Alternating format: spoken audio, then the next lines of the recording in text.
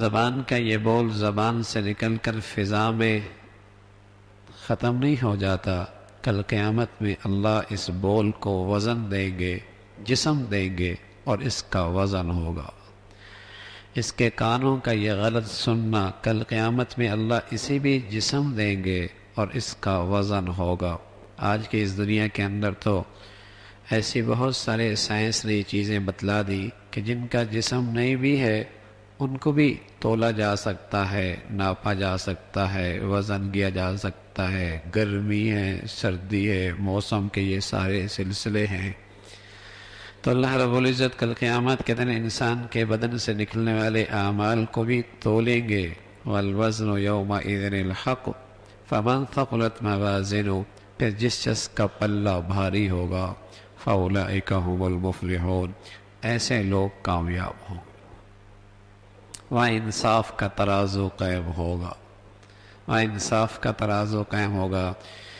ایک ذرہ جب روشن دان سے جب سورج کی روشنی نظر آتی ہے تو اس میں چھوٹے چھوٹے ذرات بھی نظر آتے ہیں، چھوٹے چھوٹے ذرات.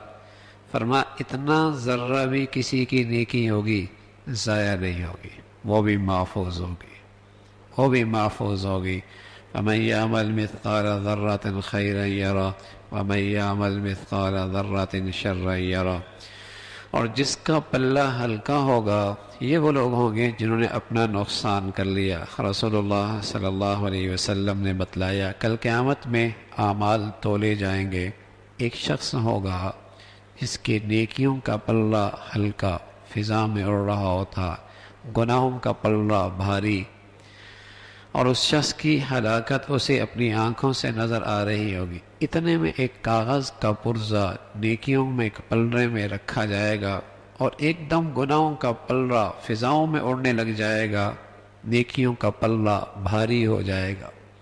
وہ خوشی میں کہے گا یہ کون سی میری نیکی ہے جو ساری بدیوں کو پیچھے کر گئی اور یوں اتنا میری نیکیوں کا پلہ بھاری ہو گیا. تو اس سے کہا جائے گا کہ یہ اثقل شیء فی المیزان الخلق الحسن، میزان کے ترازو میں جو چیز سب سے زیادہ بھاری ہے وہ اچھے اخلاق ہیں. میزان کے ترازو میں جو چیز سب سے زیادہ بھاری ہے وہ اچھے اخلاق ہیں. اخلاق کا کم از کم درجہ یہ ہے اللہ کے کسی بندے کا حق ضائع نہ ہو.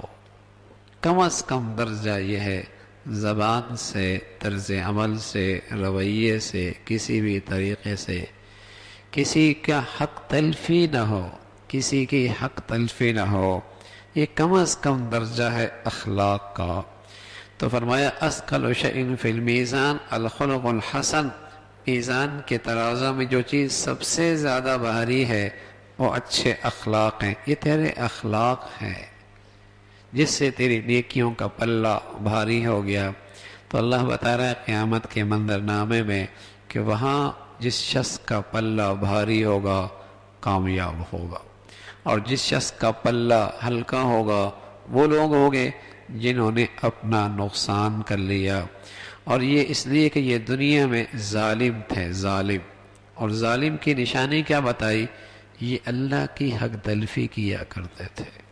اللہ کی حق تلفی کرنا یہ بھی ظالم ہے، مخلوق کی حق تلفی کرنا یہ بھی ظالم ہے.